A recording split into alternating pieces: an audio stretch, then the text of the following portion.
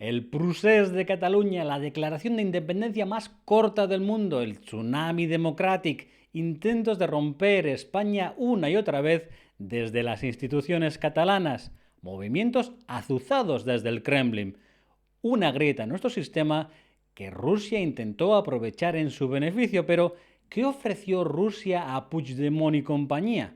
¿Qué quería Putin? ¿De verdad se ofrecieron 10.000 soldados rusos a los independentistas?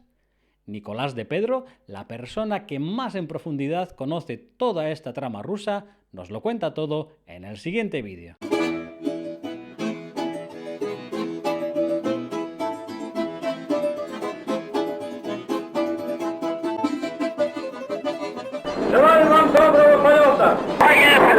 Bienvenidos a Crónicas de la Estepa Rusa. Hoy conmigo tengo a Nicolás de Pedro, miembro de Monitor Desinfo, que es una cosa nueva que ha hecho nuestro amigo Triana. Y Nicolás, yo creo que si está aquí en Crónicas es para que nos explique la trama rusa y Puigdemont y todo lo que hay alrededor.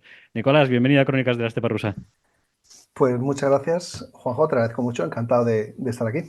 Cuando digo que eres quizá el mayor experto en ese tema, a los hechos me remito, porque tenías, lo habíamos hablado antes, un pequeño mini hilo del 2021 que se ha convertido en hilazo.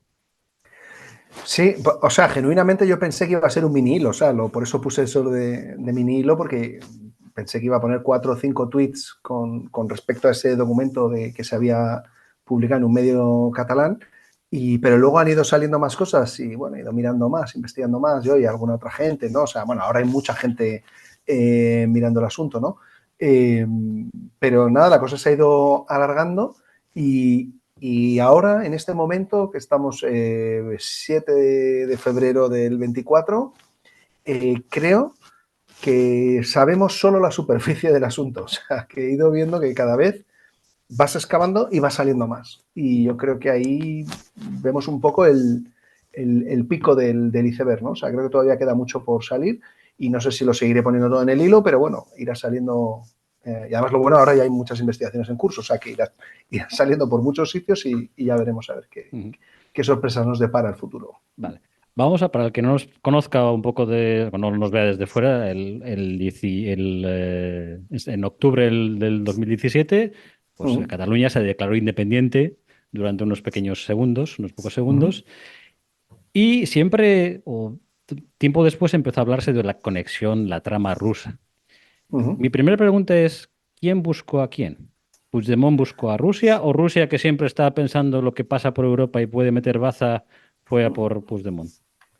Pues es muy interesante que me hagas esto como primera pregunta, porque durante todo el tiempo que duró, bueno, y sigue durando realmente, el procés separatista en Cataluña, eh, digamos, desde la Generalitat, tanto Junts como, o sea, el grupo de Puigdemont, como Esquerra Republicana, como otras asociaciones, grupos, actores del movimiento independentista catalán, buscaron desde el principio y siguen buscando el respaldo internacional, ¿no? Digamos, lo que llamaban la internacionalización del procés era un objetivo prioritario con vistas a que, en última instancia, un Estado lo es porque le reconocen otros Estados, ¿no? Es un reconocimiento entre iguales. Entonces, si tú quieres ser un Estado, otros Estados te tienen que reconocer. Entonces ellos estaban muy activos y bueno, y lo siguen estando y de hecho ahora pues están abriendo nuevas, la Generalitat abre nuevas embajadas y demás que trabaja mucho en esa idea del reconocimiento catalán, aunque no sea como Estado independiente, pero sí como una entidad nacional o como una entidad cultural y política diferenciada del resto de España. Entonces, ellos estuvieron muy activos intentando lograr acceso en los principales centros de poder del mundo, singularmente Bruselas, Berlín, Londres y Washington. Y en el caso de los rusos es muy interesante porque fueron los rusos, hasta donde se conoce o donde yo conozco en este momento, ellos fueron mucho más proactivos. O sea, es decir, cuando se trataba de alemanes, entorno Unión Europea, británicos y americanos, los nacionalistas catalanes tenían ellos que ser los proactivos, de llamar a las puertas, intentar presentar a gente, conocer gente, lo que fuera. En el caso de los rusos era al revés. Eran los rusos muy proactivamente, por diferentes canales y por diferentes vías, tratando de tener lazos con ellos, ¿no? Los nacionalistas catalanes, en general, en un primer momento, un poco, pues no haciendo mucho caso de estas propuestas y tal, porque el objetivo prioritario era el resto de democracias, ¿no? O sea, fundamentalmente Unión Europea, Alemania, Reino Unido, Estados Unidos eran los objetivos prioritarios. Entonces, en el caso de Rusia, obviamente, yo creo que desde el primer momento, bueno, primero, Rusia tiene una tradición y un conocimiento muy profundo de toda Europa y de Europa Occidental, son países en los que llevan muy presentes como Unión Soviética y después como Federación Rusa, en los que tienen lazos con multitud y muy establecidos con muchos actores políticos, tanto en Madrid como en Barcelona, de todo tipo, ¿no? Empresariales, políticos, de todo, ¿no? Culturales, de todo. Y yo creo que desde un momento muy temprano identificaron el potencial del procés, porque evidentemente en cuanto empezó a coger cuerpo y hubo todas esas grandes manifestaciones en Barcelona, desde el 2012, si no me falla la memoria, y a medida que nos íbamos acercando hacia el 17, claramente la percepción era que esto, no solo en Rusia, en el resto del mundo y la propia España, que esto tenía el potencial de tener éxito, claramente. O sea, que ahí había, estaba la cosa abierta. Y yo creo que evidentemente eso desde la óptica del Kremlin, que desde mínimo, desde la primavera de 2012, es decir, después de las elecciones parlamentarias de diciembre de 2011 en Rusia y las presidenciales del 12, cuando hace la permuta, ¿no? Vuelve Putin después del interregno de Medvedev, desde ese momento el Kremlin está en modo de guerra y lanzando todo tipo de operaciones y de campañas hostiles y cada vez más sofisticadas y ambiciosas contra el conjunto occidente. Entonces, la posibilidad de que se desestabilizara un país como España, que nosotros tenemos un poco este complejo y nos vemos siempre como que nos parece que qué le va a importar si nosotros no somos nada o no nos metemos con nadie, estamos solo a nuestras pequeñas cosas, pero el resto del mundo no siempre nos ve así. Desde luego Rusia nos ve como un país importante de la Unión Europea, un miembro también, pues de cierta relevancia, desde luego, desde el punto de vista, aunque sea demográfico, importante dentro de la OTAN, y además somos un país con una relación muy estrecha y cercana con todo el conjunto de América Latina, que es una región que para Moscú es de interés estratégico. O sea, que todo eso hacía la crisis extraordinariamente atractiva. Y si bien Puigdemont o todos los que dirigían el proceso buscaban ese reconocimiento, ¿qué buscaba Rusia? Rusia, pues esto, desestabilizar. Yo creo que primero explorar. ¿Había algo concreto? ¿Se habló de algo más bueno, lo que sí tangible? Sabemos hasta el momento es que sí que había un interés, todavía está por determinar y hay 2 investigaciones judiciales en curso. Hay un volumen ingente de documentación de investigaciones hechas por la Guardia Civil, la Policía Judicial y el Centro Nacional de Inteligencia, más luego el Juzgado de Instrucción número 1 de Barcelona y la Audiencia Nacional. O sea que hay un volumen muy, muy enorme de todo tipo de documentación y materiales interceptados, etcétera. Entonces hay un aspecto ahí que todavía yo creo que no, yo desde luego no lo conozco en toda su complejidad o extensión, que es la cuestión de las criptodivisas, ¿no? Ahí había mucho interés. Yo creo que la cuestión de las criptodivisas debe haber mucho más de lo que sabemos, no solo en relación con Cataluña, sino con muchas otras operaciones rusas en lo que tiene que ver con su financiación y búsqueda de mecanismos de financiación. Y en esto tiene que ver también con la conexión de Rusia tan profunda y estrecha con Irán y Venezuela, en la que hay toda una estructura paralela para financiar todo tipo de cuestiones y de operar por fuera, digamos, de lo que son los canales establecidos o de los canales que ellos perciben que están dominados por Estados Unidos, fundamentalmente, ¿no? En lo que tiene que ver con las transferencias bancarias. O sea, que yo creo que esto era un interés muy, muy, muy claro, ¿no? Y yo creo que el objetivo de desestabilización y también para alimentar esa percepción dentro de la opinión pública rusa, ¿no? De que Europa está al borde del colapso. Ellos llevan mucho tiempo promoviendo estas 2 o 3 narrativas fuerza, ¿no? O marco, que es la idea de Occidente está en un declive irreversible, ¿no? Al borde prácticamente del conflicto civil. La Unión Europea es como era la Unión Soviética, igual está al borde del colapso y prácticamente la vida en Europa es un infierno, ¿no? Esto busca precisamente desacreditar o erosionar la imagen que se tiene en Rusia de Europa.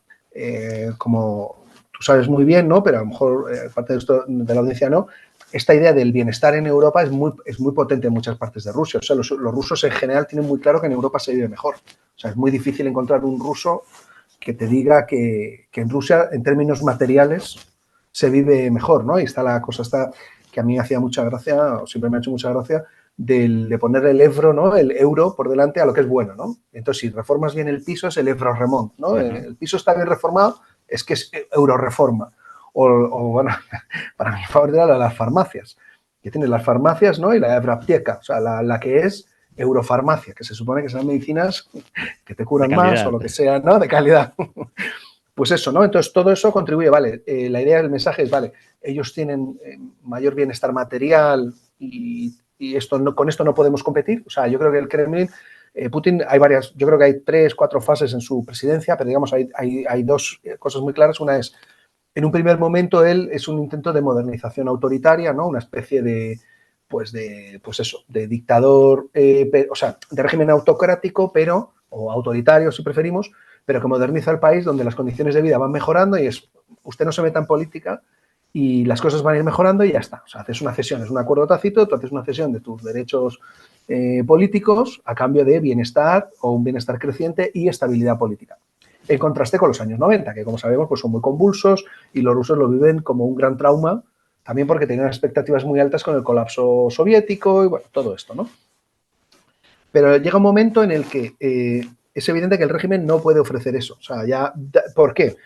Esto se ve muy claro en la época de Medvedev. Ellos, entre otras cosas, o sea, Medvedev crea, por ejemplo, es la época en la que se crea el INSOR, que es este think tank, ¿no? Que hacen estudios económicos y tal, en la que buscan, a ver, qué nos falta para poder modernizar que la economía rusa sea más dinámica, ¿no? Que no dependa solo de hidrocarburos, al menos en lo que tiene que ver con los ingresos del Estado, ¿no? Porque la economía, los hidrocarburos, realmente la economía rusa, ahora hablo de memoria, pero suele estar en torno al 25, 30% así, pero el presupuesto del Estado suele ser mucho más, 50, 60, 70, o sea, que ahí es donde se ve, ¿no? Y se dan cuenta que, claro, que para que la economía sea más dinámica, pues hay que hacer ya no tanto reformas políticas en el sentido de democratización, sino tener sobre todo el rule of law, ¿no? Garantías jurídicas, seguridad jurídica, que es una cosa que tenemos en Europa, que damos por hecho, que a veces no la menospreciamos un poco porque la damos un poco por hecho, pero que es fundamental para que todo pueda florecer, ¿no? También la actividad económica. Ujú. Y eso el Kremlin no está dispuesto a hacerlo, porque desde la óptica del Kremlin, como el Kremlin percibe que está en guerra porque piensa que recibe una amenaza desde Occidente, o sea, en el Kremlin están eh, genuinamente convencidos de que Occidente les está atacando, que hay un gran plan, sobre todo de las potencias anglosajonas, ¿no? Estados Unidos, Reino Unido y sus, digamos, países más próximos, para destruir el poder en Rusia, ¿no? Subvertir el orden, etcétera. Entonces ellos creen que lo que están haciendo, por lo menos los últimos 12 años, es defenderse, ¿no? Entonces ingerir en la crisis en Cataluña, en las elecciones de Estados Unidos, en el Brexit, de los chalecos amarillos, o ahora estos días, tratar de azuzar, agitar, digamos, de forma torticera las protestas legítimas de los agricultores españoles, persigue ese objetivo, ¿no? Es generar inestabilidad porque como vosotros me lo hacéis a mí, pues yo vais a probar de vuestra propia medicina. Esta es un poco la lógica, ¿no? Y entonces ahí es donde encaja el caso catalán. O sea, no era una cuestión, digamos, que se explicara o que se explique bien por razones bilaterales hispano-rusas.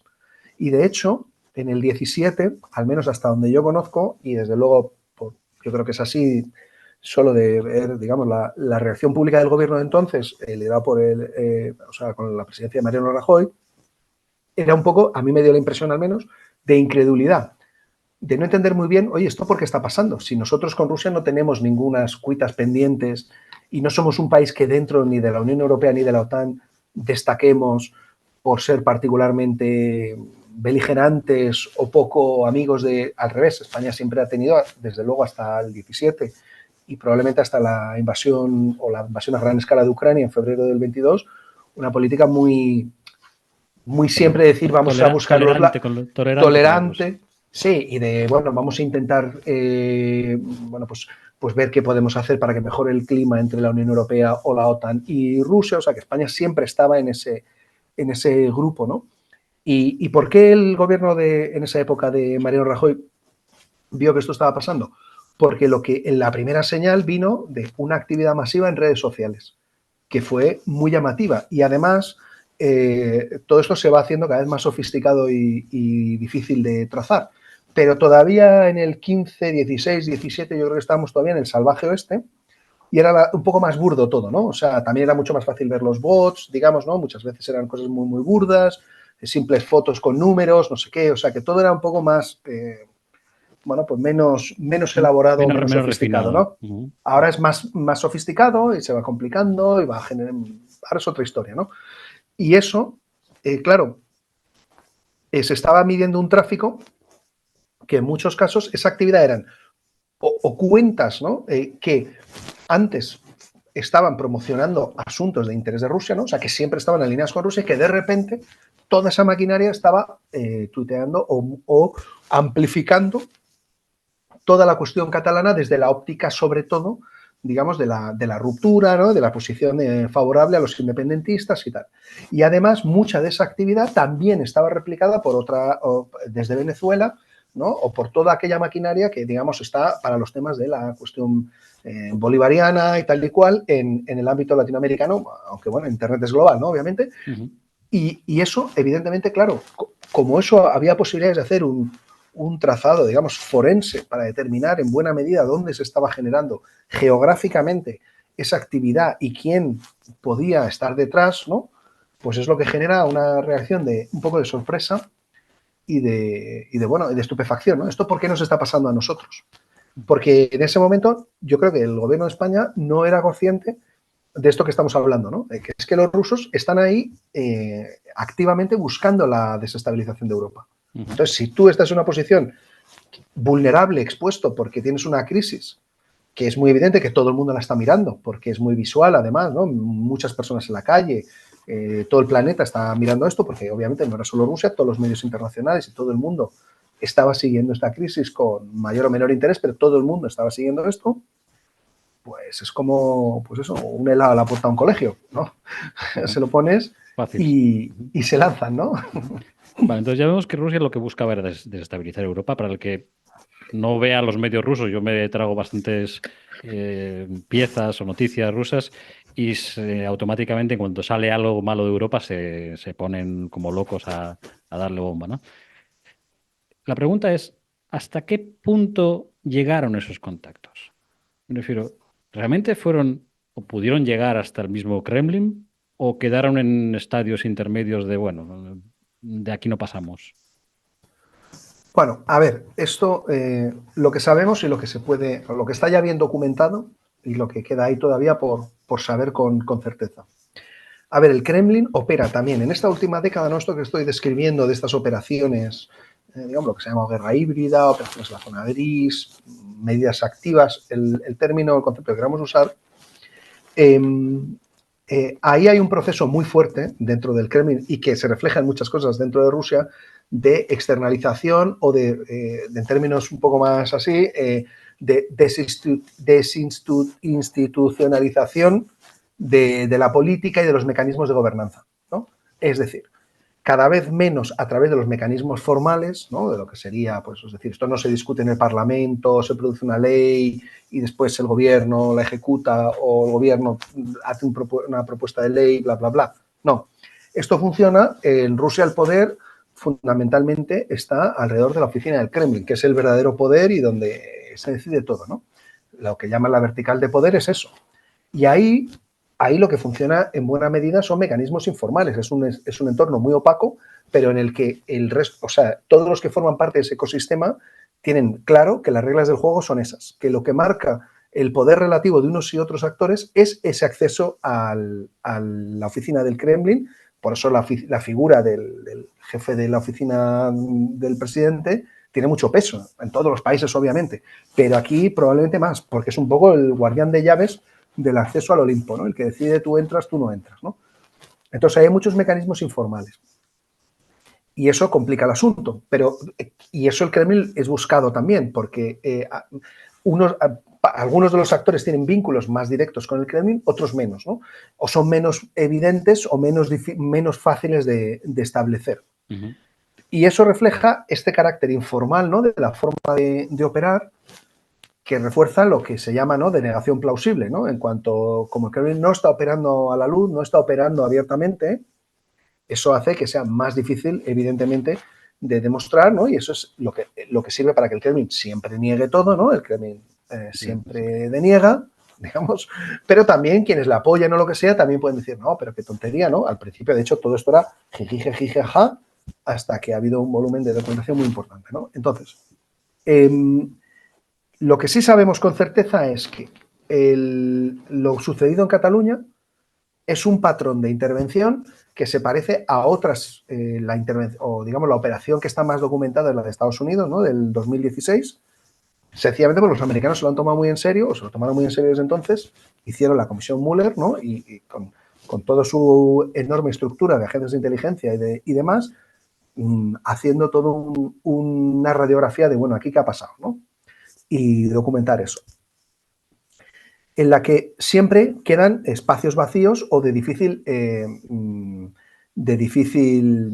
digamos, difíciles de demostrar, y siempre va a quedar sombras y difíciles de demostrar de forma irrefutable en un tribunal, ¿no? No recuerdo la frase exacta, ¿no? Lo que dice Mueller al final, la conclusión es, bueno, pues sí, aquí todo pinta que hay un incendio y un pirómano, pero no es posible, digamos, desde el punto de vista judicial, establecerlo de forma sin que haya ninguna duda razonable, ¿no? Se pueda decir que no queda ninguna duda razonable. Entonces eso también pasa en Cataluña, ¿no? De lo que sabemos hasta el momento, lo más grave, evidentemente, es la reunión que se produce el 25, la independencia fue el 26 o el 27, 27, bueno, el 27. 27. Pues la reunión fue el 26, es decir, un día antes de la declaración unilateral de independencia, en la que Puigdemont se reúne, recibe ese día antes, que en un contexto de enorme tensión, todo el mundo agitado, Barcelona extremadamente, o sea, la tensión cortándose en el aire, y no se le ocurre más que otra cosa que reunirse con este señor que se presenta como emisario personal del presidente ruso Putin. ¿Se sabe quién es? Entonces, sí, Nikolai Sadovnikov, o sea, es una persona que ha costado tiempo, digamos, identificar, pero está identificada, y es un tipo que ha sido desde los años 80 hasta el 2010 oficialmente diplomático en activo ruso, y desde entonces está considerado, y además como ha salido, vamos, seguro, en el auto del juez Aguirre, por los servicios de inteligencia franceses, como un representante muy relevante de la diplomacia paralela del Kremlin. Pero es que esta diplomacia paralela tiene a veces más peso que la diplomacia oficial. Los diplomáticos rusos, de hecho, bueno, es sabido, ¿no?, que, digamos, en las disputas de poder que hay en Moscú, el Ministerio de Exteriores no es siempre el que más sabe lo que está pasando en el exterior, ni cuál es la agenda exterior. Y de hecho, más de una vez ha sido evidente que Lavrov algunas cosas le han pillado un poco a contrapié porque no necesariamente no sabía que algo iba a pasar o estaba pasando, ¿no? Esto es más o menos público y notorio, e incluso la gente del Ministerio ruso, más o menos esto lo suelen dejar caer porque esto es, digamos, una especie de secreto a voces, ¿no? Entonces, esa diplomacia paralela es más relevante porque llega, como digo, con respecto al acceso a esa oficina del presidente. Entonces, si tú eres el enviado de la oficina del presidente, tú eres el que cuenta, mucho más que el embajador que estuviera en Madrid, ¿no?, publicando tweets de jiji, qué tontería, cómo vamos a tener nosotros nada que ver con esto. Al final lo que cuenta, como dices, lo importante es el acceso a Putin. El que tiene el acceso a Putin es lo que cuenta. Eso es el poder en Rusia. Puede ser formal o informal, puedes tener un cargo o no tenerlo, da igual, pero lo que cuenta es eso. Y que los otros sepan. Ahí es donde ese juego digamos, de poder es relativo, ese es el elemento fundamental, es ese. Entonces, esa es la reunión, digamos, o de lo que está conocido y documentado más allá de toda duda razonable, o indisputablemente documentado, ¿no?, que no admite duda desde el punto de vista factual. Esta reunión tuvo lugar en estos términos y además hay conocimiento de los temas ¿De qué hablaron? Porque de fútbol no hablarían. No, hablaron evidentemente de que Sadovnikov le manifestó la disposición, la voluntad de Rusia de apoyar una Cataluña que sea independiente. Y aquí hay un punto muy importante y que no... entonces, el punto importante es, entre otros, es que el mensaje que le está dando o que está recibiendo Puigdemont, que en ese momento, como sabemos, él mismo ha dicho, ¿no?, que tenía muchas dudas, ¿no?, que estaba nervioso, y es normal, ¿no?, está ahí, pues, bueno, pues, ¿qué hago, qué no hago? Está al borde del abismo, ¿no? ¿Qué hago? ¿Doy el paso o no lo doy? Si llega un tipo que representa a uno de los 5 miembros permanentes del Consejo de Seguridad, es decir, uno de los países que diplomáticamente es más potente del mundo y que tiene más peso y que es capaz de arrastrar y generar más apoyos dentro de las Naciones Unidas, ¿no? Que es donde se decide. Es decir, los otros actores son los que te dicen si tú eres un Estado o no, son ellos los que te tienen que reconocer. Te está diciendo que ellos te van a apoyar. Y eso es muy importante porque si Puigdemont tiene dudas de qué voy a hacer mañana y si voy a seguir adelante o no, está recibiendo un mensaje que le está ayudando a disipar esas dudas. Entonces eso supone moldear o influir decisivamente en los acontecimientos. Porque no estás simplemente recabando información. Tú no estás sentado ahí y preguntando, bueno, ¿usted qué va a hacer? No. Tú estás diciendo, nosotros te vamos a apoyar. Que después supongamos, ¿no? Puigdemont, que en lugar de suspender, ¿no?, la declaración esta en 8 segundos, que genera un poco esta situación un poco berlanguiana, ¿no? De no se sabe muy bien, sigue, ¿no? Rajoy le mandó la carta, ¿no? Bueno, dígame usted, ¿usted se ha independizado o no? La cosa un poco, pues muy española, ¿no? De berlanguiano total. Pero supongamos que en vez de un poco ese sainete o esa situación un poco así rocambolesca, esto hubiera seguido adelante. Eso no significa, no sabemos, ¿no? No podemos saber con certeza. Bueno, ¿cuál hubiera sido la posición del Kremlin? Pues bueno, pues no sabemos. Podría haber seguido adelante con esta vía o no, porque además precisamente el carácter informal permite siempre mantener eso. Si luego es, no sé, este señor no, este se retiró en el 2010, ya no es tan activo, yo no sé, pues se habrá vuelto loco. Sí, una visita personal, yo qué sé. Claro, o sea, ese es el juego, ellos siempre se quedan, y además esto es muy típico de Putin, ¿no? De dejarse todas las opciones abiertas hasta el último momento. Pero si además eso lo combinas con yo tengo buen acceso en Madrid, porque los rusos siempre, bueno, han tenido siempre una relación, en fin, mucho acceso en Madrid a todas partes, pues tú lo combinas con tener acceso en todas partes, te conviertes en un jugador que mucho peso en el desarrollo de esa crisis. Puedes contribuir a que evolucione hacia un lado o hacia el otro, que vaya hacia una situación más tensa, menos tensa. O sea, que evidentemente esto le daba mucho acceso. Además, eso está combinado con multitud, docenas de indicios en todas partes, ¿no? Y de otros actores al mismo tiempo. Ese mismo día, ese día 26, se presenta en Barcelona Dmitry Medvedev, que es el ministro de Asuntos Exteriores de la República de Osetia del Sur, que es un estado artificial, que obviamente no es, o sea, está reconocido por Rusia como estado independiente, por Siria, Nicaragua y no sé quién más, ¿no? O sea, poco más. Los amigos de...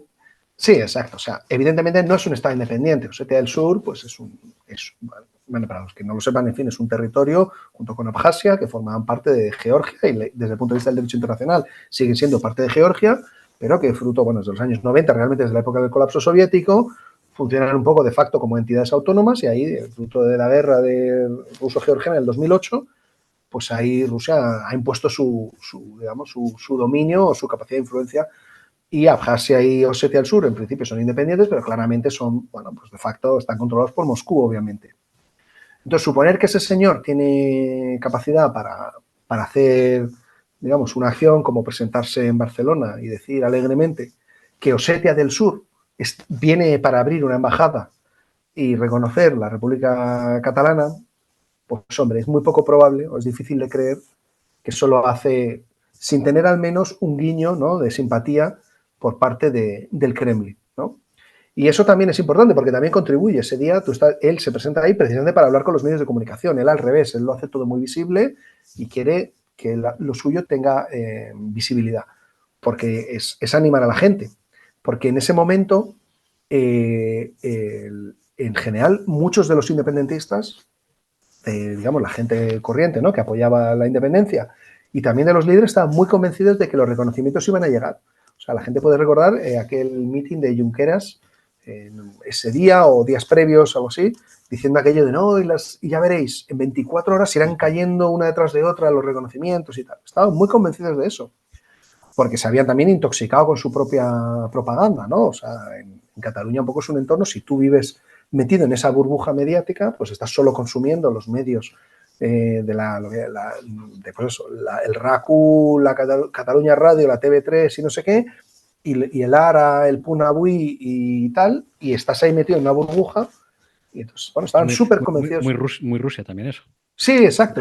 Tú vives ahí en una burbuja ahí completamente hermética al resto, entonces, tanto, digamos, digamos, las personas anónimas o ciudadanos comunes de Cataluña que apoyaban entusiastamente la independencia, como muchos de los líderes, estaban completamente convencidos de que esto iba a ser así, que estos reconocimientos iban a caer en cadena, porque ellos estaban muy convencidos de que su causa era tan hermosa, era tan legítima, era tan democrática, era tan inevitablemente esos apoyos, esos respaldos iban a llegar, porque cómo no, si ellos eran prácticamente un nuevo Nelson Mandela, ¿no? Es que ellos lo vivían un poco así, o sea, y bueno, entonces evidentemente estaban confundidos en sus cálculos, ¿no? Y en toda su, afortunadamente, bueno, pues toda su red de embajadas y tal, en Berlín, Bruselas, Londres, Washington, bueno, hicieron muchas cosas bien, pero por suerte fracasaron, ¿no?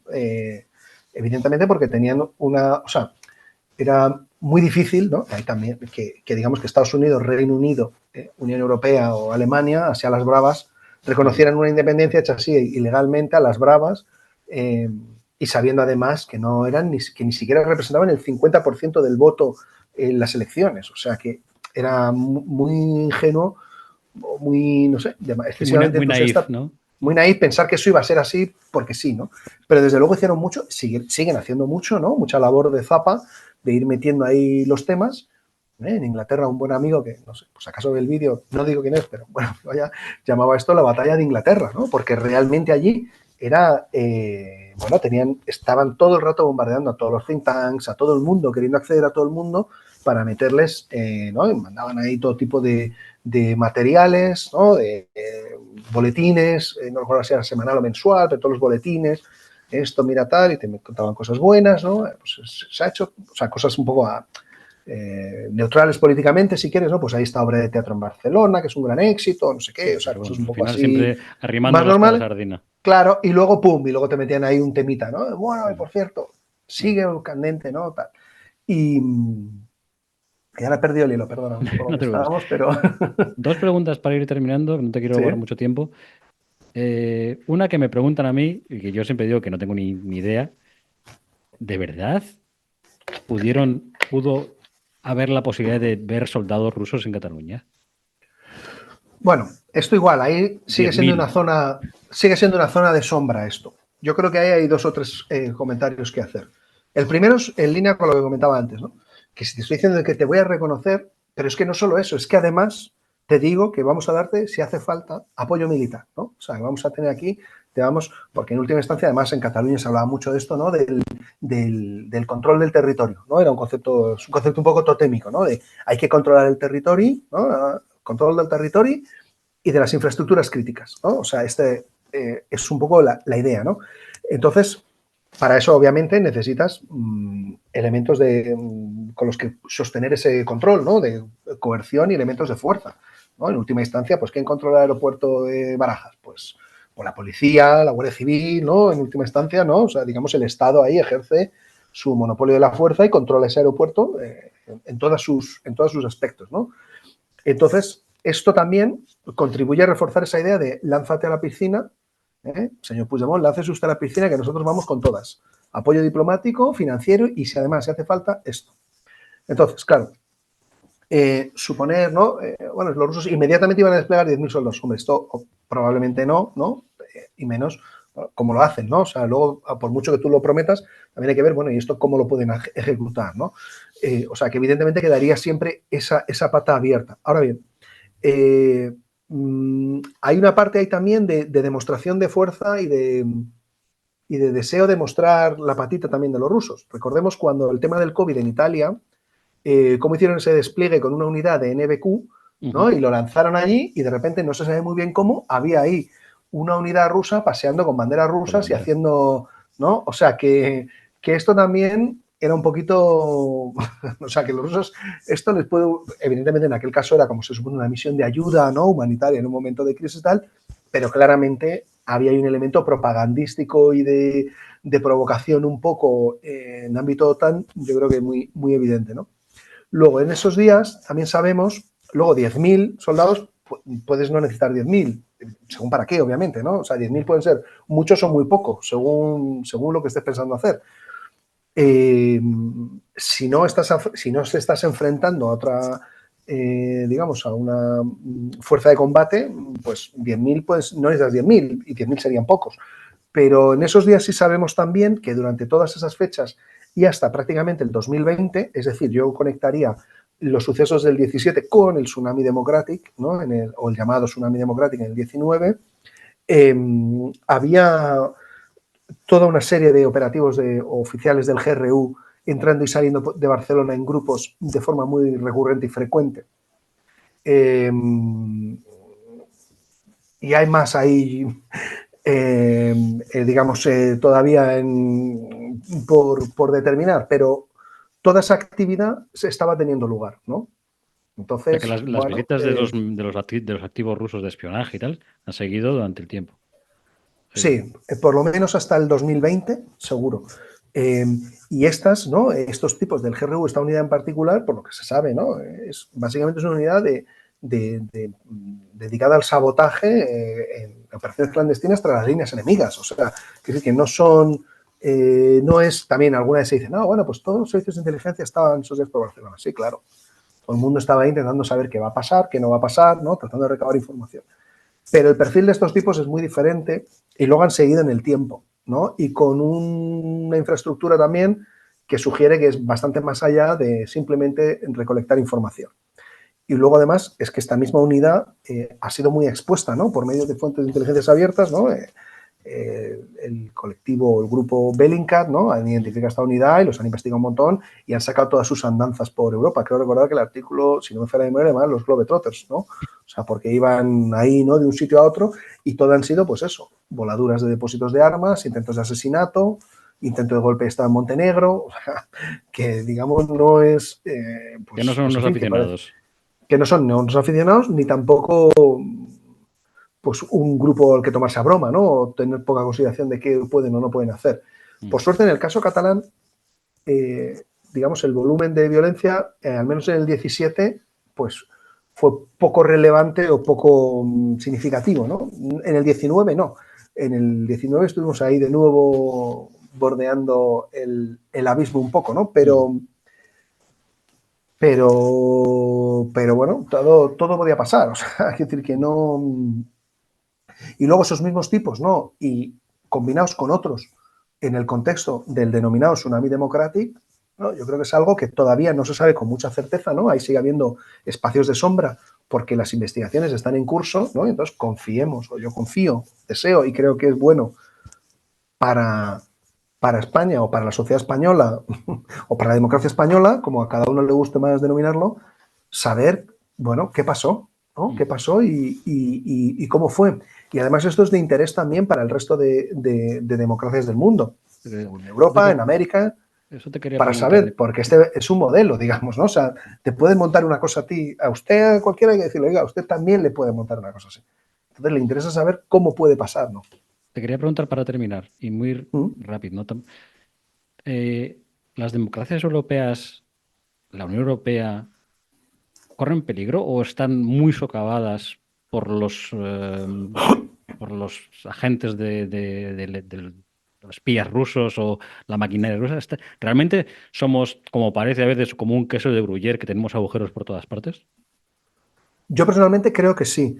Y creo que el problema ahí es que los rusos, bueno, igual que iraníes, chinos, explotan las fisuras y explotan los elementos que ya están ahí y existen, ¿no? Sea los chalecos amarillos, o sea ahora las protestas del mundo rural, o el secesionismo catalán, lo que sea. Es decir, tratar de capturar, infiltrar cualquier crisis que es endógena y, como el caso de los agricultores, que puede ser perfectamente legítima, ¿no? y que persigue unos fines muy concretos, ¿no? Pues no sé exactamente cuáles son, ¿no? Pues yo que sé, que el gasoil está muy alto, que la burocracia es muy Sí. compleja, etcétera, etcétera, ¿no? O sea, que pueden ser reivindicaciones Cosas de su muy tema, legítimas y muy concretas, o sea, que no tienen ningún carácter subversivo ni demás, o sea, que es una cuestión muy sectorial, ¿no?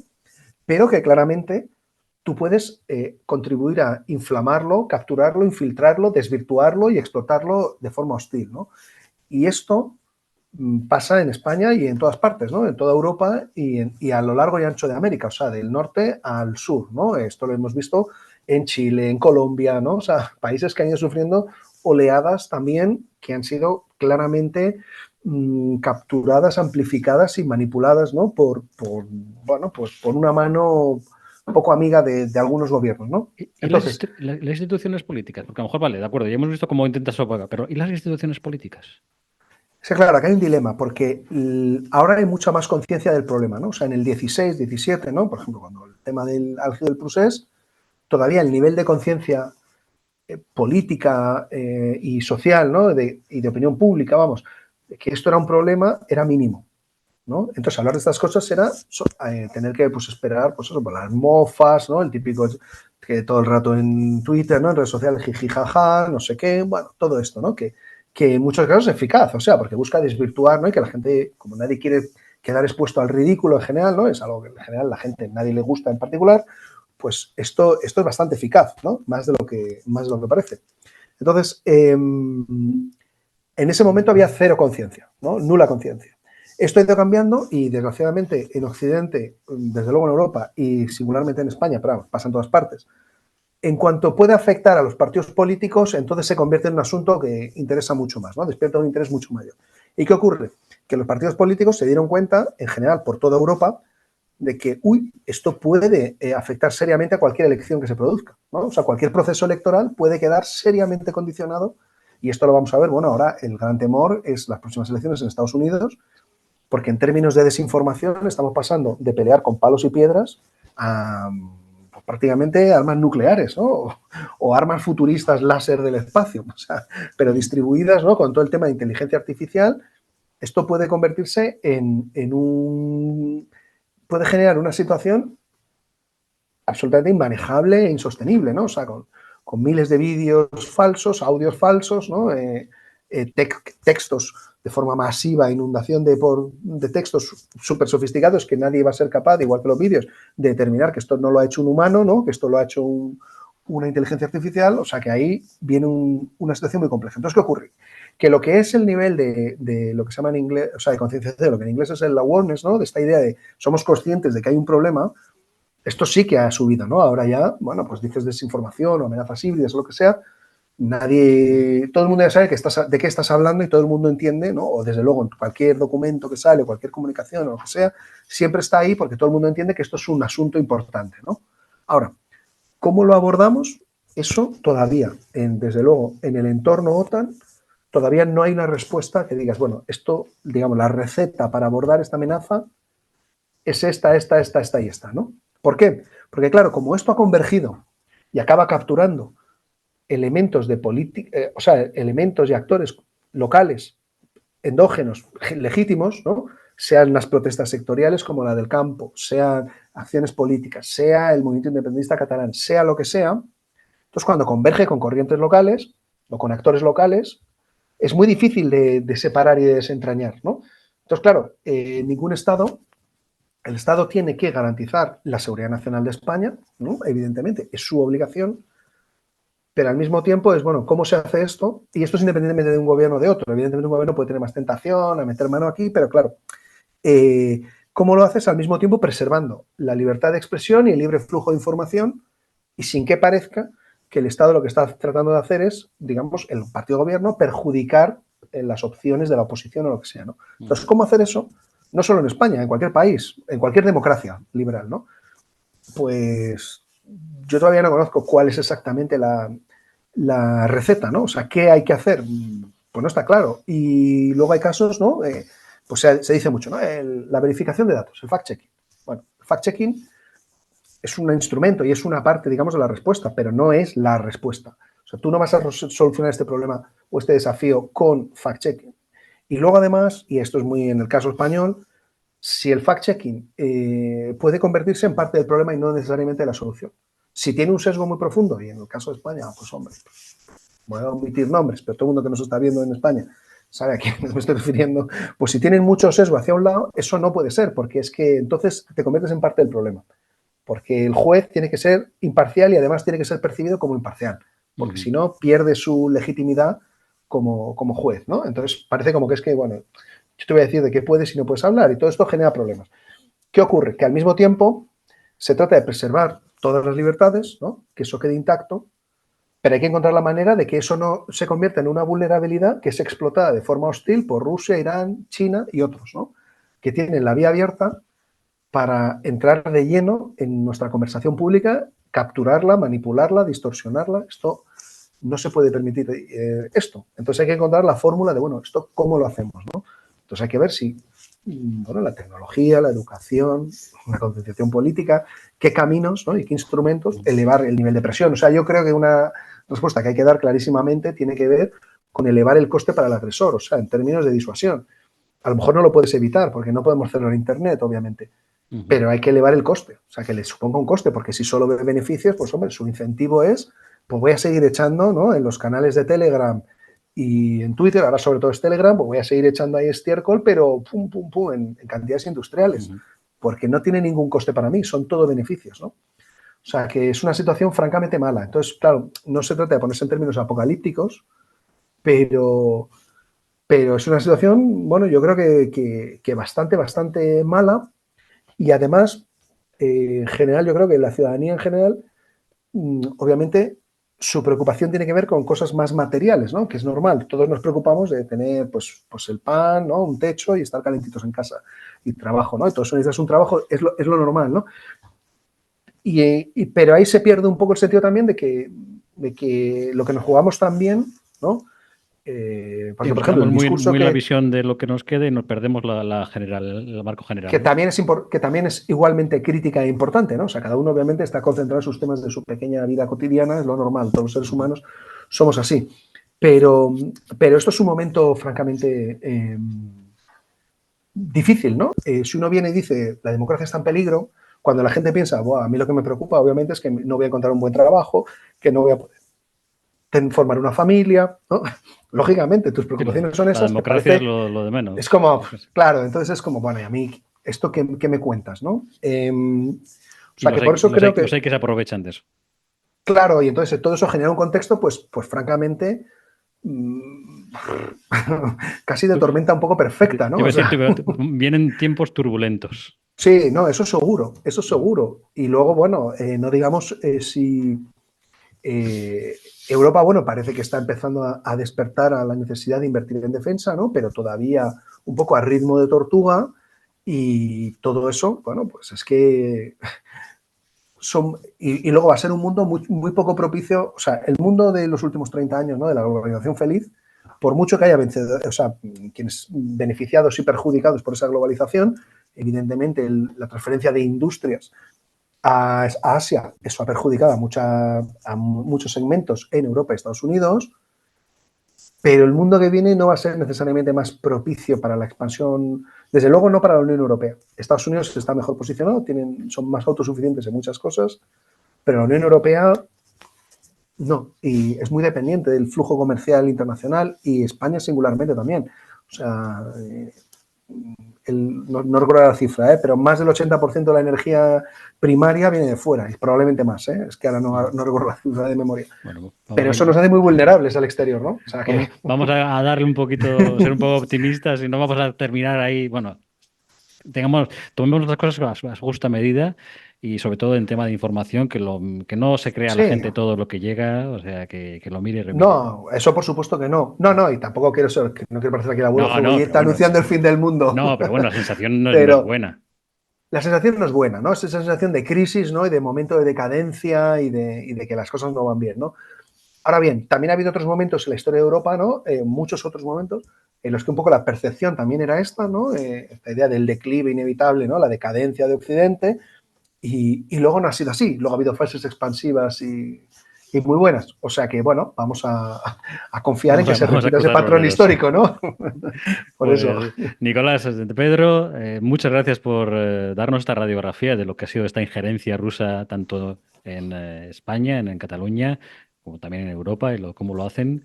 Ha sido realmente muy, muy, muy didáctico y aclaratorio. Muchas gracias. No, muchas gracias a ti, Juanjo. Un placer estar Venga, en tu canal. Muchas nos gracias. vemos. Hasta luego, hasta pronto. Hasta luego.